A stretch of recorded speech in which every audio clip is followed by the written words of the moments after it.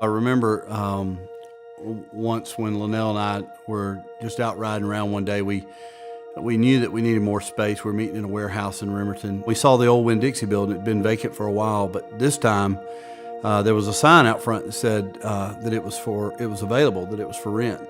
And so I remember Linnell and I getting out and just walking up to the front. We didn't have the key to get in or anything, and we just sort of leaned up to the window and we peered in. And one of the things that I said to her, I said, you know, what if God would give us this building?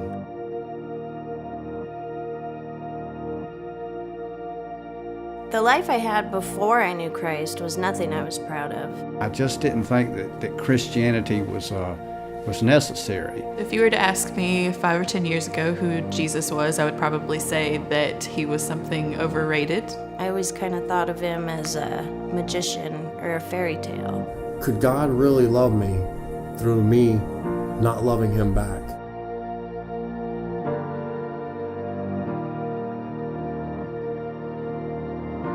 You know, one of the things that I think we've seen God do here in this place is grow a church numerically. I mean, you look around and you see that from the first day we moved in here to now when we're preparing to move into a permanent home, we've seen, you know, the numbers increase, but you know, for us, that's not the big deal. For us, the big deal is just that people are growing spiritually.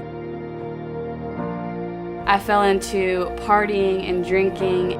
I was living in the world, and I was enjoying every bit of it. I grew up in an alcoholic house, an abusive house. Before I viewed God as my father, I kind of viewed him as just like this being that didn't really have much to do with me. I really doubted the fact that he really loved me because I didn't love myself. I pretty much thought the marriage was over. I was resigned to that. This is my life and this is happening, and I never even saw it coming, and how could this happen to our family? When infertility became our story, that kind of shocked me. I don't think there's any way to imagine what God has done here. I think we had some idea of what we hoped to see happen in this church, but the life change that has taken place in this church has just been so incredible. The stories never cease to amaze us. We just continue to see God work every single day in the lives of so many people. And that's the part that's just really humbling, because you look around and you realize that these are the kind of things that you could never accomplish outside of God. One day, I walked into CrossPointe Church. Our daughter was invited to CrossPointe by a friend. I was invited to CrossPointe. I remember it was 2011. Came to Valdosta, stepped out in faith, and that's how we got here at CrossPointe. I remember walking through the doors for the first time, and we were greeted very warmly. I knew I had found my new faith family, my new home. We just knew that this was what God was calling us to. And I just cried out to God, and I said, God, I cannot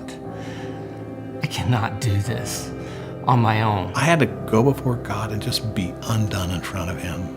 Crying out to him, you've saved, you've risen people from the dead. Jesus, please let Renee live. I've been freed from a life of drug addiction that I struggled with from a really, really young age. I saw Jeff standing there, and I told him that I would fight for him and I would fight for our marriage. I turned everything over to him that night, and from that moment on, everything changed. As soon as God entered our marriage, there was a change. That's the only way I got through it. It's the only way is prayer and seeking God's face throughout this whole time. I just remember feeling it and knowing it and sensing it. That unconditional love changed my life. I began to know who he really is. And, I don't have to do things to earn his approval. I'm not condemned for living a life full of such sin. I've been able to let go of my past. God is someone I can trust to provide for me and my family. I was like, thank you, Jesus. You remember me. You know me. My husband got baptized, and my teenage daughter got baptized, and I got baptized all at the same time. I get up every day thinking, what's God got planned for me today? And that's a great place to be. I just have to be present and ready. I couldn't be more happy. The new building, that'll be a permanent home for us as a church. Obviously, we have campuses in Quitman and even in Madison, Florida now that we're getting ready to launch there. But it's one of those things where I think as we get ready to move, The excitement for us is what are we going to continue to see God do? How are our lives going to continue to be changed? And I just look forward to experiencing what God's doing in the days to come.